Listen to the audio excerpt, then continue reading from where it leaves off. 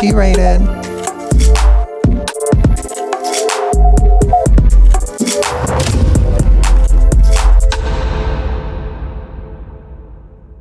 Welcome back to T-Rated for conversations about life and growth through gender and sexuality.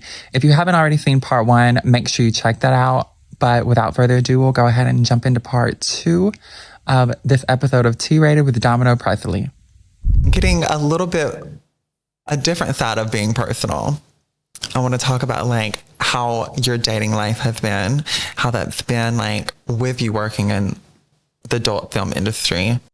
I used to never date in the industry, so it was kind of easy. For me, I found it to be easy, other than I always had the same problems, and it's men could not handle like me and my work, and I would have to tell them, this is my job, this is what I do. It's not like I'm going to work and having the best time ever. It's like I'm going in there and getting my guts churned at like angles that aren't supposed to be happening with people that usually I don't like very much.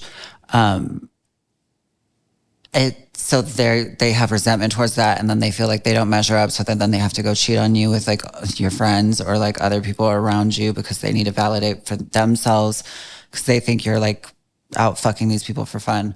And then I started dating in the industry, and that is interesting because now I have to see all these fucking bitches that my guy fucks all the time, and like they want to talk to me about it and be like, is it okay if I'm like, please do not talk to me about this, like I don't want to know. Out of sight, out of mind kind of thing. You're all muted. Like, I don't need to see any of this. I don't want to know about it. And now I just do polyamory. So like, that's a lot. It's made my life a lot easier. I'm getting attention everywhere. Love that. So I have like multiple boyfriends, and I don't think any of them have other girlfriends, but like, I wouldn't care if they did. How did you get into the polyamory? I was tired of being cheated on when I was always really good at being monogamous. And now I realize nobody deserves my monogamy anymore. I don't think human beings should own each other. You don't have a right to, you don't own someone. That's not your property. You can't tell them what they can and can't. Like you can, but like you're an asshole. You can't make people not want to fuck other people. Like if I see somebody hot and I want to get fucked by them, I'm going to go get fucked by them. If he sees some bitch and he wants to fuck, I'm not delusional. I know he's going to want to fuck her. Like I would rather it be okay than it not be okay and him do it. And then there's a problem. Yeah. Could it like erodes your trust? Yeah. And also it's just fucking, I don't care. But I do like full on relationships with people because I need that. Like I don't have sex as much in my personal life as I do on camera. I want to just like cuddle. Yeah, because I feel like people, especially if you've done adult content, porn, in your personal life, you want that kind of connection because like just having sex is something that like you can just go have sex anytime you want to. So I do that for my job. I'm a professional at it. I don't want to give it to somebody for free. So how many boyfriends do you have now? 3. 3? What do you like differently about each one of them? You don't have to say their names, just... I like everything about all of them. No, there's one who had like those things. I never thought I would be with like a cop, like because I hate cops, but like one's a detective. And for whatever reason in my head, I was thinking like Sherlock Holmes, not like a cop. Like I didn't realize I was a cop. But he's a fucking cop. But he's fine as hell, and I've known him since before I was in porn. So like he and I have been consistent in each other's lives, not in the greatest way, but like for 16 years. And then the cops always seem to like I don't know girls. Anyone who doesn't really like the girls. Like straight men that don't like the girls. Okay, sure. One of them took me to Big Bear, like a cabin out in Big Bear in California. And like, at first I was just like, okay, this is a trip. But then when I saw like the house he picked, the way that he set it up, I was like, wow, he really pays attention to the things I like. And he really went out of his way to do all this for me. Like I've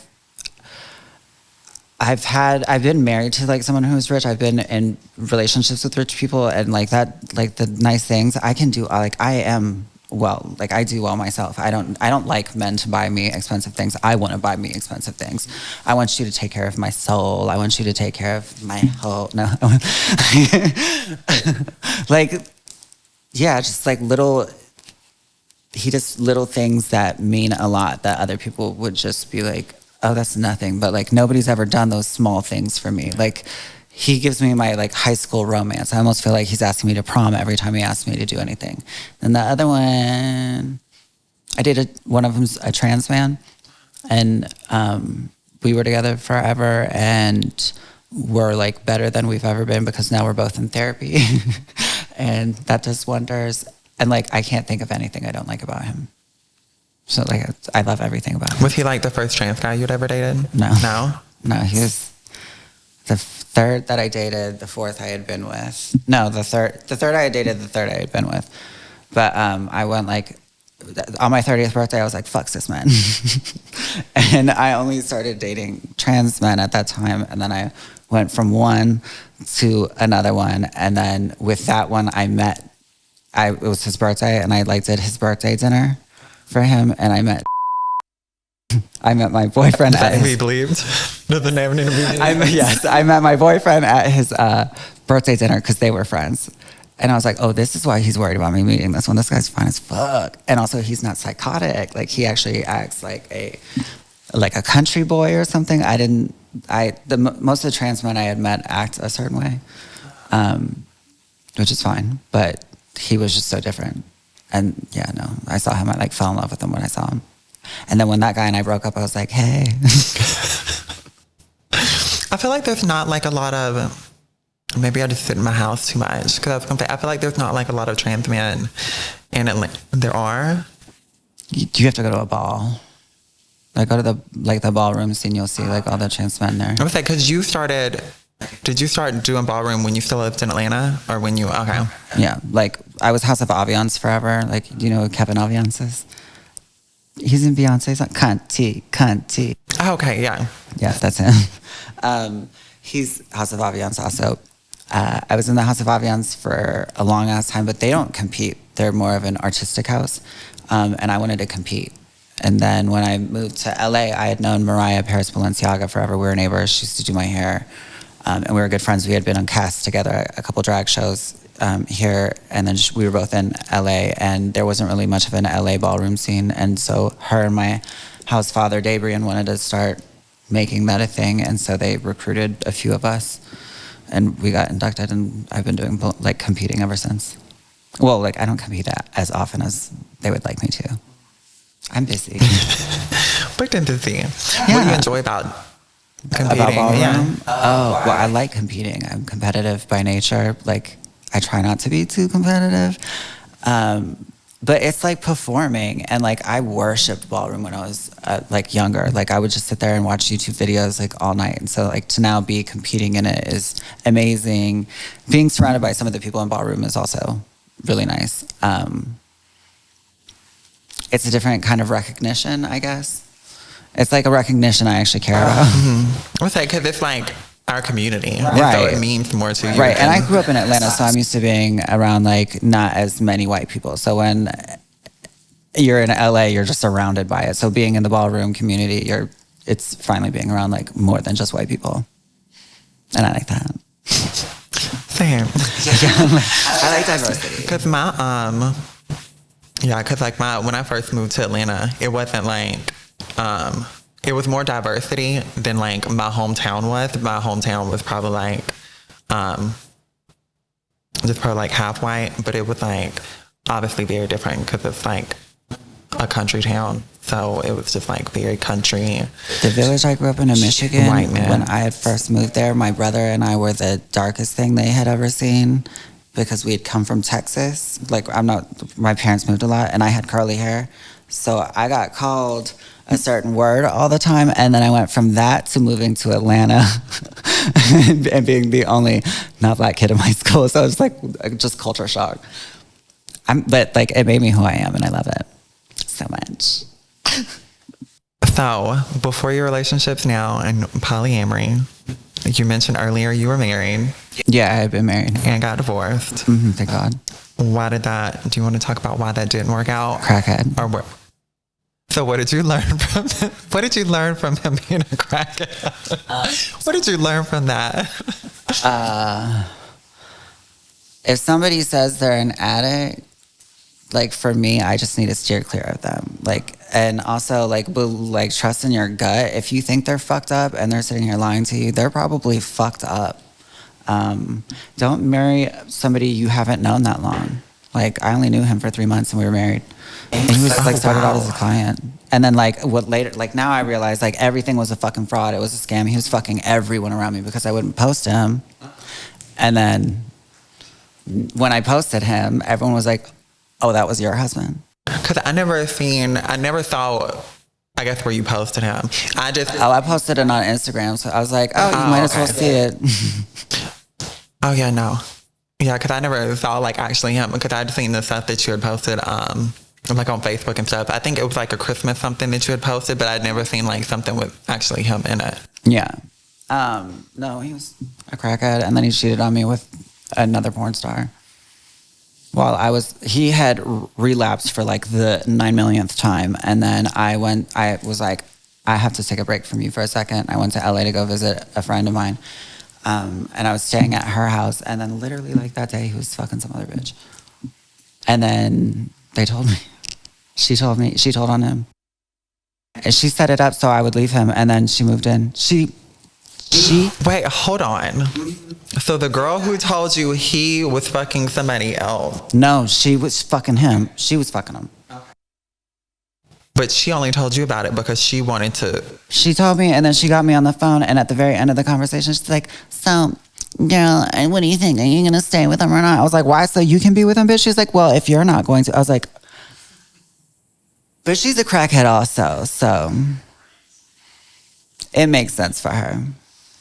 And then it was just a trickling down effect of all these porn stars that he was with. So then I was like, and because I host that award show, I was like, oh no, I'm not fucking with him. Yeah. So like now it's the whole thing. No, because that's like a whole other level of it to like have to deal with.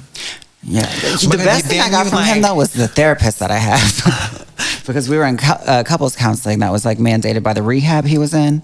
So we had to go into couples counseling. And then when I was in like the therapist session, I ended up something had happened.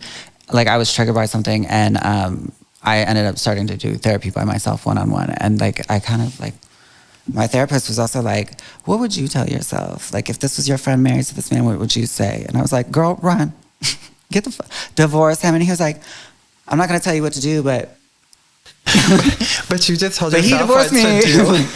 He beat me. Because especially going back to what you were talking about, like with doing polyamory now, it's like when you were in that relationship, we could have been polyamorous. It's like a whole other like fuck you to the fact of like he wanted to feel like you were his, meanwhile he was being someone else's. Mm-hmm. He was being everybody else's. Everybody else's. He was trying to be everyone's sugar daddy. Was there a reason why you got married in 3 months?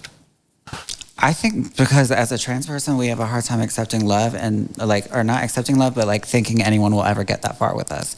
And like I had been engaged 3 times before that with other people. And so like if he said he was going to marry me and we were living this lovely life and he took care of me in a way that I had never been taken care of before, it made me feel a way that I had never felt before. It was called love bombing. And so like I fell for all of it. I was just stupid. Like, but I was a really good wife and I liked being a wife. I liked that whole thing. But now I will be like multiple people's wives at the same time. You think you'll get married again? Yeah, absolutely. It sucks though right now because I've been married, men always are like, oh, I'm going to marry you. Oh, I would love to marry you. I'm like, please chill the fuck out. Like, not yet. Because that one's also asking me and I want to see who gets the biggest ring. You mean like men in general or just your boyfriends? No, men like, because I'm an ex-wife, they're like, oh, she's able to do a different kind of commitment than other bitches can. Like she was able to bag a man and like keep him around for that. Well, obviously I didn't, but like I was a wife at one point for whatever reason. Like it's a different level of how they date me and how they would date a bitch who's never been married or couldn't get married. Everyone wants to take you to their mom. I don't want to meet anyone's mom. Have you met? So you haven't met any of your boyfriends now, family? Well, one of my boyfriends his mom has passed. The other one, I've known his mom forever. I've known her for as long as I was with him because they're very close. And then the other one, no, I've never met his family. No, none of the cop, none of his. Is that the newer one? Because aren't you? I'm gonna delete this part. Who doesn't have a mom? Huh? No, because you date somebody who works in the industry too, right? Okay. Because I was about to say, I think you posted. He's the one whose mom has passed. Oh, okay. So I've never met her. That's not possible. I've met his aunt though. Okay. And she was like amazing. Like I was almost like, so it sounds like you're doing a horrible job at like your rule of not meeting family. It sounds like you're not doing that great. It is. Well, I'm not meeting anyone new, like their families anymore. The thing is I don't want to. Like I'm not sitting here like, oh my God, let's go hang out with your whatever. Or anytime I have to hang out with somebody's family, I'm like, oh, I can't be myself. So boyfriend number 4, you won't be meeting any of his family. No, he'll be like an orphan or something. Or what are those? Yeah, no. Somebody from the system who has like no family.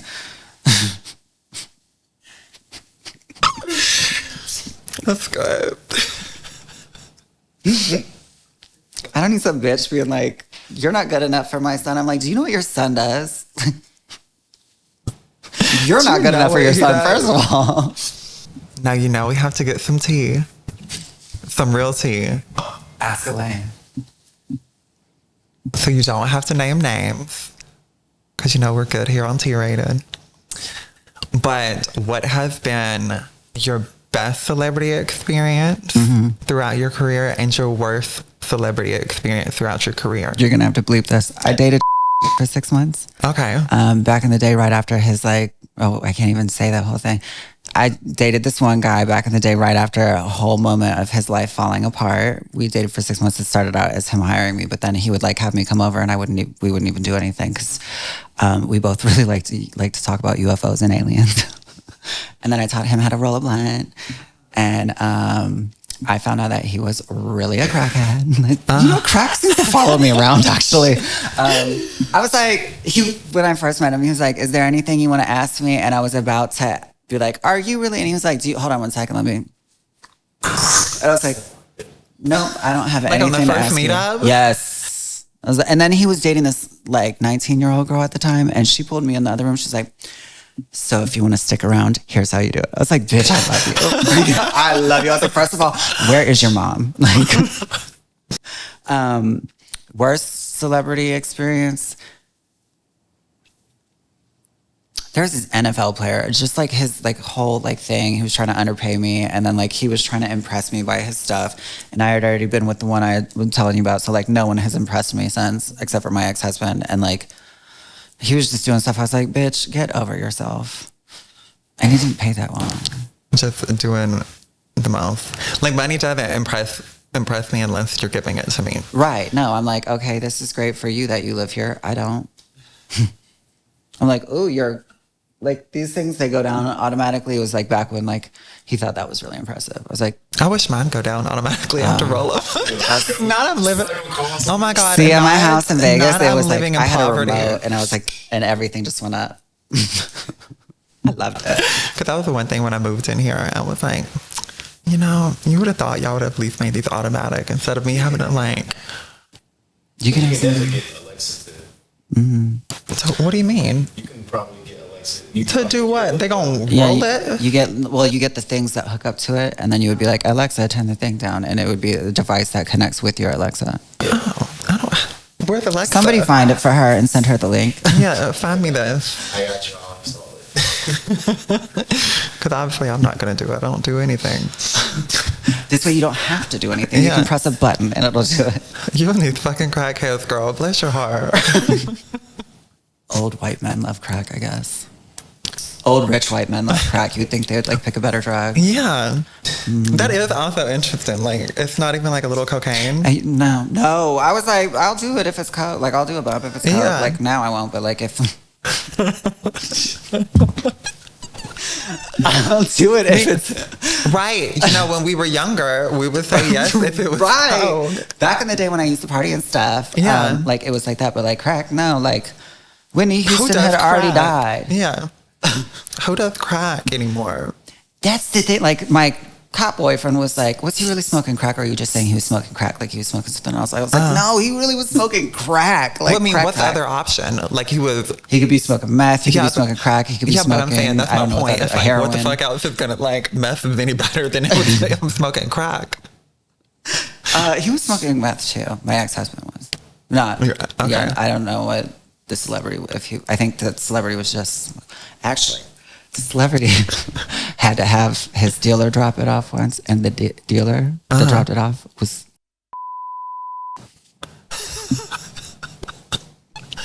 Not that with the dealer. I also met his ex-wife. I was like, because you've lived, yeah, because I'm sure you've seen a lot of things, because you've lived in LA since 2010, so it's like you're 13 years. Mm-hmm. Go back and forth. Yeah. Yeah, and so I was like, there during, like, I'm trans BC, like, before Caitlyn, so, like, it was a completely different time back then, and so it was also a lot easier for us to work and stuff. Yeah. And it was also easier to just go through society without, like, being bothered, because now everyone looks for it. But shit was crazy back then. I feel like people are more on guard now. Like, they're aware everyone's about, like, NDAs and stuff. Reality of the because that's the thing I say all the time about, like, the difference between being in a city though and, like, going to small towns. It's like, unless you're just, like, the hardest girl on the street, you can still go to small towns though and, like, walk around, because in their brain, despite how many of us are, like, on TV, like, in their brain, they still have the expectation that, like, it's gonna be a man in a wig. Yeah, juggernaut. If, like, you're trans, and so it's like you can be a little bit less passable, but just go live in a small town, you'll be fine. Yeah. Well, like, also, yeah, never mind, I'm not gonna say that's awful. Also, sometimes passable isn't pretty. Like, well, yeah, like, I feel like sometimes the less, like, you are, like, no one's paying any attention to you anyway, so you're just glide through life. I think sometimes people think when we say passable that we mean, like, we automatically mean pretty. No, and not that's at all. not No. it. Like, usually if you're not, for lack of a better word, like, if you're ordinary looking, you're typically, it's easy to be passable, because then the point at which you start getting, like, extraordinary looking, that's when you have men talking about how we all look exotic. Oh my God. I'm like, they would say that, and I'm like, yeah, I'm a quarter Japanese. They're like, no, you're, like, exotic in another way. I'm like, oh, yeah, I'm trans. I'm from the country trans. Are there any other fun celebrity stories you want to tell us? Texted me forever. Never went over there. Girl, that's not even tea. I was like, he was texting me forever. That wasn't fun because he was cheap. He was cheap? He was trying to be cheap. I never went over there, though. Apparently, this one girl went over to his house, and the mom let her in. His mom? His mom let her in and was like, oh, yeah, he's upstairs. Oh. Not the whole family knows. Because I'd seen somewhere amongst the girls on the internet where someone was saying, like, his manager is the person who usually arranges all of his business dealings. Oh, he hit me up through Instagram. Like, I went through those request things, and I was like, you have got to be fucking kidding me. And then he was like, girl, out of all the people, you should have known that was going to come eventually. Well, at first when it was the other bitches, I was like, no, why not me? And then I was like, oh, because I didn't know this folder existed on Instagram. So it was me. What other celebrities are there? Some of them are just, like, D-list celebrities, though. Or what? D-list, or, like, they're UFC fighters. And so, like, I don't really know if they're that famous. Like, I'll say their name and other people are, like, freak out about it. But, like, nothing, like, really. When I was with, I met and she was there. And I saw her hit that vibe, too. That's some tea for you. Smoking it with them. The unknown substance. That one was, I was like, and then she was like, here, like this to me. And he goes, oh, no, she doesn't do that. And I was like, now she flex. Well, when better she get had opened the door for me, I was like, I felt super rough that day. I was like, I didn't know she was gonna be fucking here today. And then I'm like, she's having me go up the stairs, and all these fucking dogs are running circles around me, and they had never been out before. And I was like, maybe she'll turn around and fucking help me and get one of these dogs. And she looked back like, trip, bitch. So then I saw her hit that, and I was like, trip, bitch. Because I'm just trying to put this whole story together in my brain. And so, like, all I imagine is, like, stunning in her person. showing up with these dogs, trying to be shady to you. Y'all go in there, start smoking crack. But before y'all can, well, not you were smoking the crack, but, like, the other two people who were there smoked the crack. But before y'all could smoke it, then the other bitch shows up to sell that crack. Oh, no. Okay, so that was the 19-year-old. The one who sold it was a different night. Oh, okay. Because well, you should have let me live in that delusion. Story you should rewrite your story. I love that. It was like all of them at once. It was. Like, and then he was the one who told me, don't ever see how I had asked you on the initials. You said this one guy put you in a car. Was I right? No. Okay. Okay, because that person has a thing about cars. Yeah, no, different industry. That guy has a thing about cars. Yeah. He likes to sit in his car and watch you jerk off while you walk back and forth. Wait, repeat that part. He likes to sit in his car and watch you walk back and forth on the street while he jerks off. Okay. But the one I was with told me don't see him. That explains it. Yeah. No, because when you first posted it, I was like, when you first commented that on Twitter, I was sitting there looking at it and I was like, and then it dawned on me, and that's why I responded. I was like, I hate you for this so much. Because it clicked. You know, the estrogen was slow down my brain that day, but when I finally got it, that's gross. Because there's been... If I ever get off, it's because of this interview. No, it's not. We're gonna... Well, first off, I'm gonna have to go through and edit it a little bit before it goes to the big editing. It'll be fine. We'll make it work. Just send me a message after this and just be like, these are the areas where need to be bleeped out. So, like, boyfriend's names, any other names. Yeah, anybody's name, just bleep out. Any name I mentioned, bleep out. Any name. Can I live... Except we can live in the porn directors. Yeah. Yeah, okay. Yeah. Buddy was amazing. We love Buddy. Shout out to Buddy. I don't know who you are, but... It's her husband. We love him. He's a real ally. He married the girls. So now that we've talked about how you don't smoke crack in Hollywood, let's talk about your scholarship. On a very serious note. I created the Jazmin Shibata Scholarship, which is a lot of times people are like, oh, look at you putting trans people in school. No, it's a scholarship that pays for your gender confirming paperwork that you need, like your letter of affirmation or whatever, and then the therapy that you need in order to get those. A lot of girls, it's actually exclusively for trans sex workers. To be able to apply, you have to be a trans sex worker of some sort. A lot of these girls they're doing those $60 rounds, so they aren't going to be able to save up to pay for their therapy, or they're not able to get that kind of money. They don't have that kind of help around them. When I was younger, a girl helped me get my name changed, and I was like, oh my God, thank you so much. She was like, no, the only things I want from you is to always turn around and throw the rope back. I was like, okay. So I've always tried to help, but financially would be easier. So instead of just donating to everyone's Cash App or whatever, they can just apply for that. And then they can get free therapy and their free letter of affirmation, whatever it's called. And it's all taken care of, and I fund it myself. With Crystal Penn is who I started it with. She's a therapist. She's the therapist I would be working with.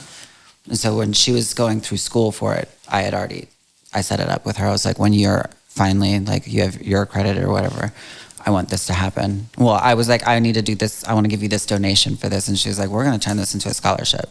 Because I just wanted trans people to be able to access mental health care if they needed it. And also to pay for their stuff. Because it can be so hard.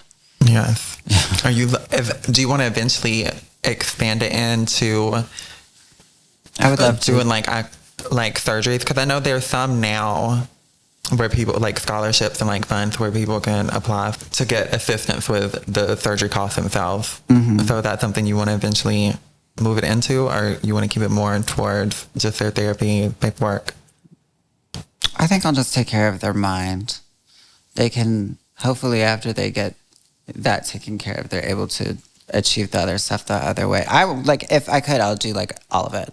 I'd love to help them in every way possible. I eventually want to just like have a nonprofit or like a charity that just helps trans sex workers in general for overall things like housing and whatnot, just regular bills, just like something that they can apply for if they're less fortunate. I mean, it's like I feel like if I had this platform and I didn't do anything with it, it'd be ridiculous. Like I didn't come from money, and now that I have money, like I'm gonna like be not Peter Pan. I'm gonna be like Robin Hood with it. Like I want to help the other girls. Like I know what it's like to struggle, and I don't want any trans person to ever have to go through that. Same. I feel that. Yeah. Yeah. I feel like it's like just who I am. I hope. Well, as we wrap up, is there one piece of advice you would give to every girl out there listening? Don't seek cis approval. You don't need to be accepted by cis people. They're less evolved. You don't need, like, fuck them. They don't understand you. They don't have to. And also, leave non-binary people alone. Like, we look exactly like the people who hated on us, turning around and being like, you're not this, I don't believe in this, you're not real. Like, quit doing that. Like, I love that. Love that. like, it's just it's so stupid, it's hateful. They are not doing anything to you. And you know what it's like to be different and look different. And like, they could eventually be trans, you don't know. And like, all they're gonna remember is you were a fucking asshole.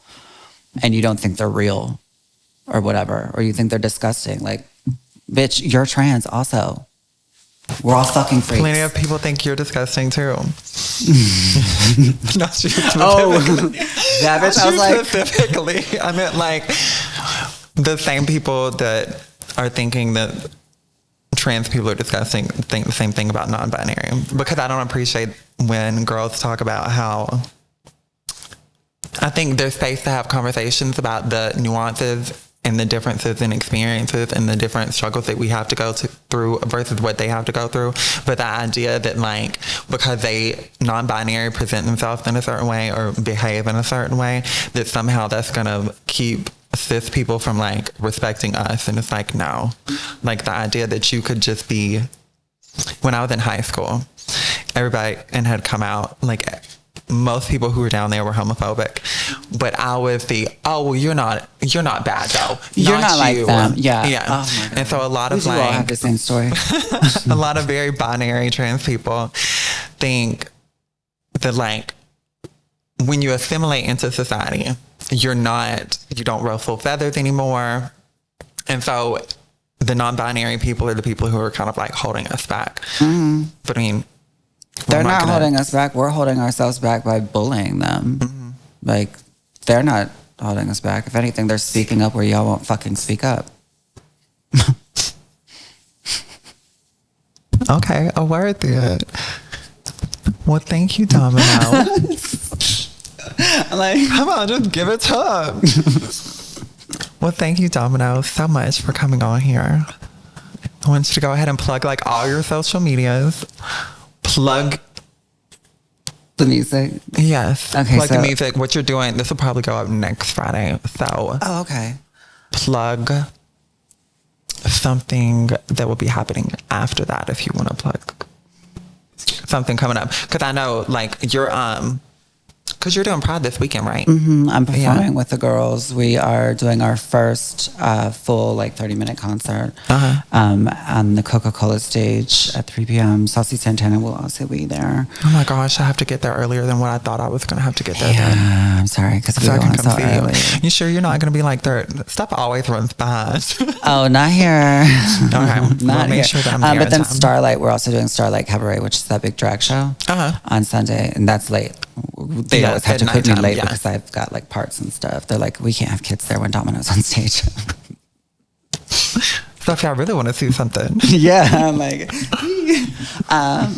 yes, we're doing that. What am I doing? Oh, I'm plugging myself. Yeah. My Instagram is at the Domino Presley.